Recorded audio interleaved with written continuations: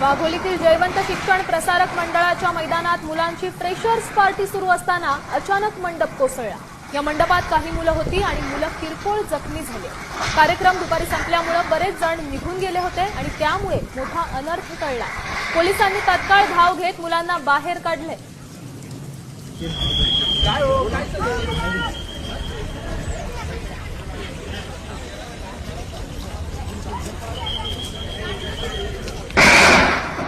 या संदर्भात आपले प्रतिनिधी सागर आव्हाड आपल्याला अधिकची माहिती देत आहेत। सागर, नेमकं या ठिकाणी घडलंय काय? मंडप कसा कोसळला? जीएसकेएम कॉलेजमध्ये मुलांची फ्रेशर पार्टी सुरू होती। त्याचबरोबर 4:30च्या सुमारास या ठिकाणी पाऊस जो आहे त्या सकाळपासून सुरू होता आणि वीज पाऊस होता। मैदान पूर्ण खचलेलं, पूर्ण चिखलाने माखलेलं होतं आणि यामध्ये जे लावलेले